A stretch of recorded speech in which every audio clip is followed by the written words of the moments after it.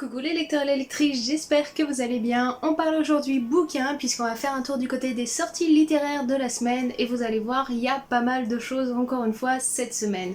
Au programme des éditions collector, des nouveautés romans young adulte, adulte romance. Et vous aurez aussi un petit peu beaucoup de BD ou romans graphiques. Bref, on perd pas plus de temps et on se lance tout de suite dans la présentation des sorties en BD, puisqu'on va commencer avec plusieurs BD qui relatent sur l'univers de la musique. La première est inspirée du chanteur Otis Redding. Ça retrace son histoire, sa relation avec la musique, ses concerts, son évolution. Bref, si vous voulez en apprendre un petit peu plus sur ce chanteur américain, c'est l'occasion ou jamais de vous plonger dans la BD.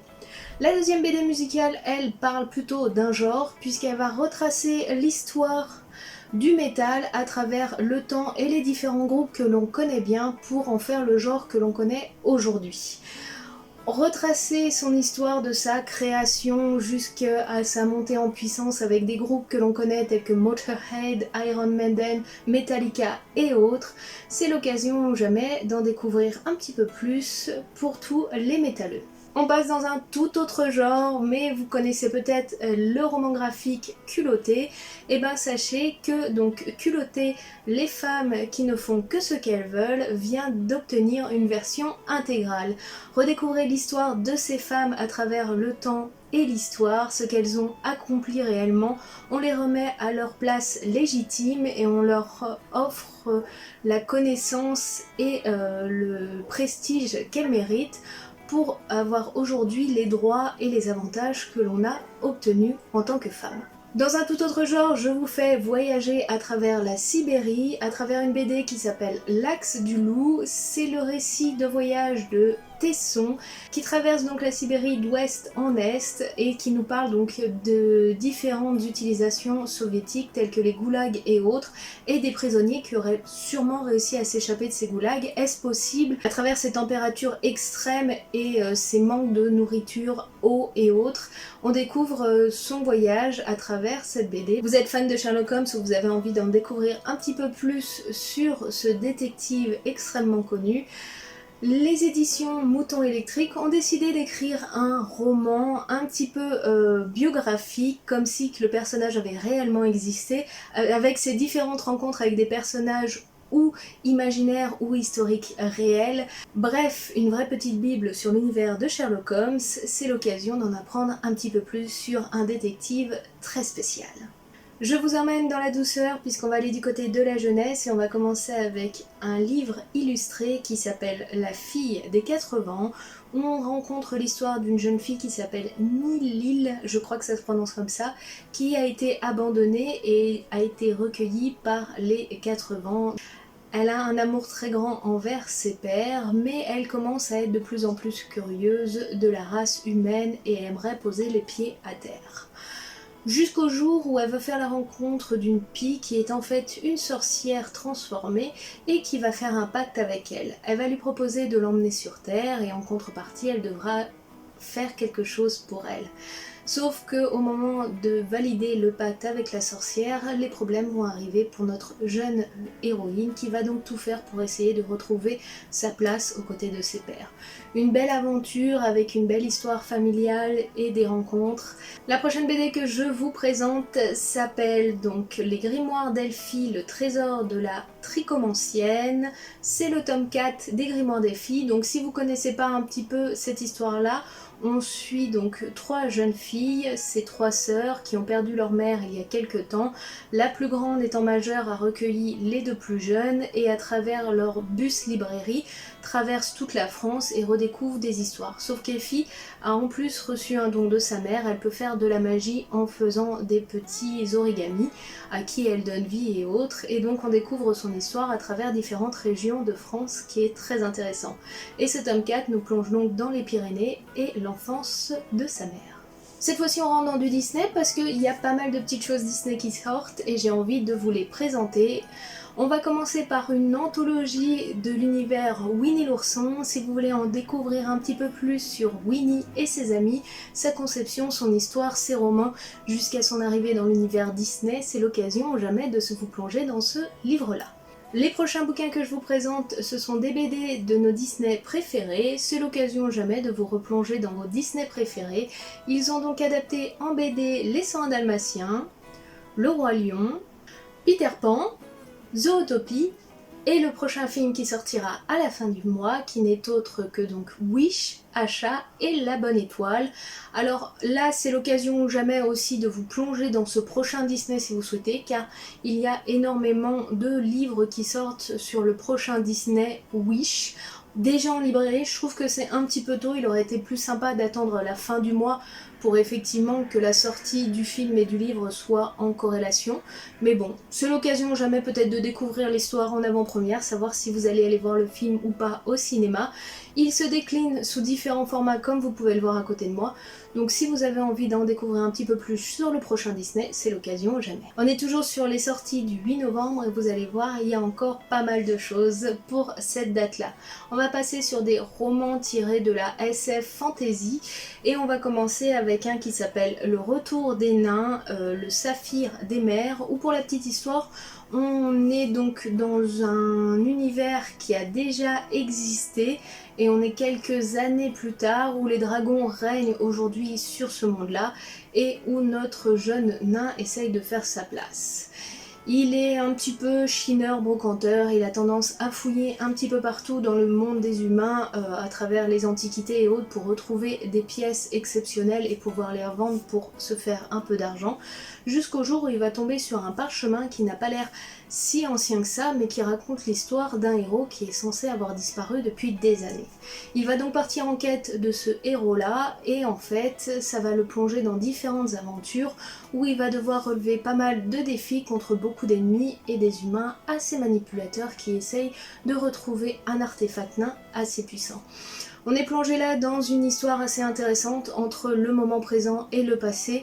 Si vous connaissiez déjà l'univers, c'est l'occasion de vous replonger dedans, et si vous ne connaissez pas, c'est l'occasion de le découvrir. Le prochain tome que je vous présente est un space opéra, c'est un tome 2, donc effectivement ça sera peut-être pas l'occasion de vous plonger dedans pour celui-là, mais peut-être de découvrir le tome 1 si vous aimez le genre space opéra. Ça s'appelle La Saga de la Nuit et le tome 2 s'appelle Le Sang du Cosmos. Pour l'histoire générale, donc les différentes civilisations qui existent à travers l'univers se font la guerre jusqu'au jour où est apparue une entité maléfique d'antimatière qui cherche à détruire toute vie dans l'univers. Et donc cette fois-ci les humains et autres créatures peuplant l'univers essayent de s'allier pour détruire cet ennemi en particulier, et on poursuit donc la guerre contre cet ennemi dévastateur qui avance sans relâche sur les différentes populations dans l'univers. Le prochain tome que je vous présente s'appelle My Lady Jane, et pour la petite histoire, on suit une jeune femme qui est donc cousine du roi d'Angleterre et qui est sur le point de se marier à un homme un peu particulier puisqu'il passe 6 mois de l'année sous forme de cheval. Il fait partie d'un peuple qui a la capacité de se transformer donc en animal, et lui, son animal totem est donc le cheval. Sauf que le roi d'Angleterre est sur le point de mourir, et la tête et la survie de notre jeune couple est en jeu, ainsi que le trône et le royaume d'Angleterre. Le prochain tome que je vous présente est aussi un tome 2, c'est le tome 2 donc de La Fille de la Lune. Ça se nomme Le Royaume Céleste, le cœur du guerrier du soleil. Donc je ne vais pas vous parler de cette histoire-là. Pour la petite histoire du tome 1, on suivait l'histoire d'une jeune fille qui vivait avec sa mère sur la Lune jusqu'au jour où elles sont menacées par le Seigneur Céleste, je crois, parce que sa mère a réussi à lui voler une fiole d'éternité. Et donc la jeune fille doit fuir, mais promet à sa mère de tout faire pour essayer de la sauver et de la retrouver. Et elle part donc en quête d'alliés et autres pour pouvoir sauver sa mère de son enlèvement contre le puissant Seigneur Céleste. On suivait donc son histoire et son aventure dans le tome 1. Et donc là, on poursuit son aventure dans le tome 2 avec tous les événements qui se sont déroulés dans le premier tome. On va terminer avec tout ce qui est édition collector, et donc ils ont décidé de rééditer pour cette fin d'année la saga Eragon, donc que vous allez pouvoir retrouver en beau format relié avec jaspage, tous les tomes à l'unité, plus un tome 5 et ainsi que le préquel, donc le cycle de l'héritage, Donc si vous n'avez pas encore plongé dans l'histoire d'Eragon et que vous souhaitez la découvrir, c'est peut-être l'occasion ou jamais d'en plus mettre dans votre bibliothèque un grand classique en beau format. On continue avec, pareil, une intégrale rééditée en relié avec Jaspage et couverture Toc Toc. Ça s'appelle Les Sœurs Carmine et c'est écrit par Ariel Holz. Donc pour Ariel Holz, j'ai lu Les Royaumes Immobiles, donc c'était 2 tomes, La Princesse sans visage et Le règne des chimères. J'ai vraiment adoré sa plume, son univers et son écriture, l'histoire était vraiment géniale, ça a été un top lecture pour moi. Donc c'est vrai que ce nouveau tome sur les sœurs Carmille et son univers un petit peu gothique sombre a l'air assez tentant. Pour la petite histoire, on suit 3 jeunes filles qui vivent dans une ville ou dans un monde un petit peu glauque où le meurtre et l'assassinat et la torture est chose commune, voire tout à fait banale dans leur monde. Et nos 3 héroïnes sont donc 3 personnages hauts en couleur. D'un côté, on a une jeune fille qui adore cambrioler, qui marche sur les toits tel un chat et qui se faufile un peu partout facilement pour récupérer tout ce dont elle a besoin. La deuxième sœur est une sociopathe qui se rend aux différents bals de sa ville pour tuer et assassiner allègrement ses rivales. Et la troisième jeune fille que l'on suit parle, elle, aux fantômes tout autour d'elle et se balade tranquillement à travers toute la ville avec sa poupée maudite. On sent le côté bien sombre, bien dark de cet univers-là qui a l'air juste sublime, et s'il est aussi bien construit et décrit que l'étaient les Royaumes Immobiles, je pense qu'on passe juste un délicieux moment très à la sauce famille Adams. On termine le 8 octobre avec 2 collectors, ça sera du Colleen Hoover, vous aurez jamais plu et à tout jamais. Donc si vous n'avez pas encore découvert Colleen Hoover et que vous vous dites bah c'est l'occasion ou jamais, ou que ça peut être des cadeaux de Noël, ça peut être assez sympa de les ouvrir en format relié avec un joli jaspage de couleur. On le sait, le mois de novembre, c'est le mois entre Halloween et Noël. On est encore dans le côté glauque d'Halloween, mais on a les petites paillettes de Noël qui commencent à arriver. Bref, on a ces 2 genres qui se mélangent et qui sont juste délicieusement opposés. On va commencer avec des romans pour le 9 novembre qui sont plutôt sombres. Le premier s'appelle Les Initiés et pour la petite histoire, on suit une jeune fille qui va rentrer dans un lycée UP. Il y a quelques temps, une de leurs camarades s'est retrouvée assassinée, le meurtrier a été envoyé en prison, sauf que une des filles de sa classe commence à douter de savoir si c'est le bon meurtrier qui a été envoyé en prison. Elle va commencer à poser des questions autour d'elle et ses amis ne vont pas tout à fait réagir comme elle s'y attendait. Elle va donc s'allier à la sœur du meurtrier présumé pour le moment pour essayer d'enquêter et de découvrir des choses, et hélas, plus elle va creuser, plus elle va découvrir un univers bien plus sombre derrière ce côté rose à paillettes de son lycée très huppé. Vous connaissez peut-être cet univers-là, c'est une réécriture des contes qui est plutôt morbide, glauque et très sombre, ça s'appelle Les Contes Interdits, et cette fois-ci ils ont réédité le conte du Roi Grenouille. Donc pour ceux qui sont plutôt Disney et paillettes, c'est l'univers La Princesse et la Grenouille en quelque sorte. Et là on passe sur le côté un petit peu plus manipulateur et horrifique de l'histoire du Roi Grenouille. À vous plonger si vous aimez le genre. Et toujours dans l'univers Les Contes Interdits et autres, le deuxième roman que je vous présente s'appelle Kaa, la prédatrice. Et pareil, on est dans un univers très sombre de meurtres, de morts, de suicides et autres. C'est voilà très glauque et très gothique, mais si vous aimez le genre, bah faut pas vous en priver. Ça a fait des réécritures de contes un peu spéciales. On passe dans un univers complètement différent, vous connaissez sûrement l'histoire de la légendaire tour de Babel. Cette fois-ci, De Saxus a décidé de réécrire un petit peu son histoire, puisqu'on va suivre un roman qui s'appelle Babel. Pour la petite histoire, on va suivre un jeune chinois, je crois si je me trompe pas, qui se voit envoyer à Londres à la célèbre tour de Babel pour pouvoir étudier et découvrir de nouvelles choses pour faire évoluer le monde. Sauf que à force d'étudier au sein de cette université mythique, il va découvrir que toutes les recherches au sein de la tour de Babel sont utilisées auprès du gouvernement britannique pour continuer son exploitation de colonisation du monde et autres. Et là, un dur choix va s'offrir à lui. Doit-il quitter la tour et retourner chez lui en abandonnant tous ses rêves, ou doit-il continuer ses recherches et essayer de changer ce fonctionnement destructeur de la tour au sein même de cette université-là? Le prochain roman que je vous présente s'appelle Supernova. On y découvre une jeune femme qui va avoir la révélation qu'elle a été adoptée et qu'à l'origine elle faisait partie du peuple des constellationnistes. Ce peuple a la capacité d'utiliser le pouvoir des étoiles pour accomplir de grandes choses, et donc pour pouvoir apprendre à dompter son don et à évoluer, elle va intégrer une université. Là, elle va apprendre à maîtriser sa magie, mais aussi à rencontrer des amis qui sont aussi extraordinaires qu'elle, et puis des mésaventures vont lui arriver.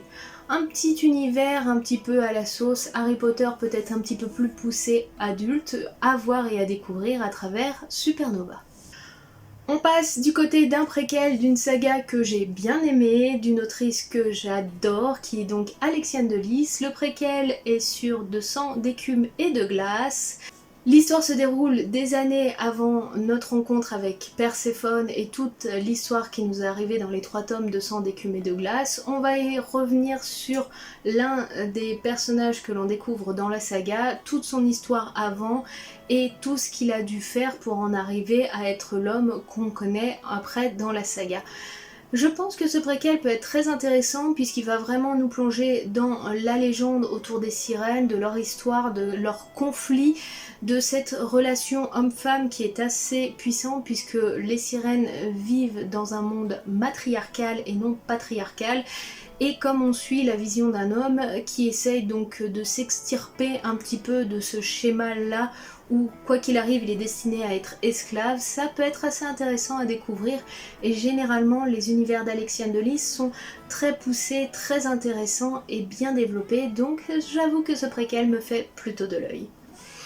On termine les sorties du 9 novembre avec une édition collector pour le livre La Faille de Franck Tilliez. Si vous avez jamais eu l'occasion de vous plonger dans ce roman-là, c'est peut-être l'occasion ou jamais. On passe sur le vendredi 10 novembre, là je vous ai pas sélectionné grand chose, mais il y a 2-3 petits trucs qui m'ont juste fait de l'œil, même s'il y a certaines choses, je pense pas que je les lirai parce que c'est moins mon genre, mais ça m'a attiré, donc j'ai préféré vous les présenter. On va donc démarrer par les romans qui m'ont attiré l'œil, mais c'est moins ma came, donc je penserais pas que je les lirais. Ça s'appelle Les Dieux Oubliés. Il y a donc 2 tomes qui sortent en même temps. Le premier s'appelle Hadès et Perséphone, et le deuxième s'appelle Poséidon et Amphitrite. Donc vous l'aurez compris, on réutilise les grandes romances des dieux de la mythologie grecque, sauf que quand on lit le résumé, en gros, dans le premier tome, donc Hadès et Perséphone, on suit Perséphone qui a des visions un peu étranges de son avenir, mais qui a décidé de vivre sa vie comme elle l'entend. Elle décide donc de se rendre pour ses 18 ans, fêter son anniversaire et autres avec ses amis dans un bar qui est tenu par un bikers qui a donc un gang de motards et autres qui n'est autre que Hadès. Et là, quelque chose se passe à leur rencontre. Mais ses visions s'accentuent de plus en plus et elle va donc tout faire pour essayer d'échapper à son destin, et donc elle doit tout faire pour essayer de fuir ce biker qui lui fait de plus en plus de l'œil et qui a l'air très séduisant. Vous voyez, pour moi c'est une romance comme on en attend sur le côté mythologique. Je pense que la mythologie là, on ne doit pas avoir grand chose à découvrir durant les lectures, mais je pense qu'on est plus basé sur une romance un peu avec des bikers. Donc si vous aimez le genre, c'est peut-être l'occasion jamais de vous plonger dans ces 2 romans-là. On terminera la semaine avec une BD, ça s'appelle Les Sœurs Grémillet. Ça sera donc le tome 5, Les 3 Souhaits, qui sort en librairie. Pour Les Sœurs Grémillet, c'est pareil, on suivait donc deux sœurs qui évoluaient dans un monde un petit peu fantasy et autres et qui faisaient des espèces d'enquêtes découvertes. C'est assez sympathique, un peu à la sauce de tout ce qui est donc le Grimoire d'Elphie ou Sorceline. On a un univers un peu fantastique comme ça qui est dans le fond, qui est très mignon et très intéressant. Et voilà les amis, on en a donc terminé avec les sorties de la semaine. La vidéo va durer pas mal de temps, mais il y a une quarantaine de bouquins que je vous présente dans cette vidéo là. Il y a pas mal d'éditions collector et autres, mais je voulais vous parler aussi des quelques romans qui sortent. Pour ma part, il y a des petites choses qui me font de l'œil, mais on verra ça si les finances sont possibles. En attendant vous, n'hésitez pas à me dire en commentaire si vous allez craquer cette semaine et pourquoi vous allez craquer. Et nous on se retrouve très bientôt pour d'autres vidéos. En attendant, je vous fais tout plein de bisous et je vous dis à très bientôt. Allez, ciao, bye bye!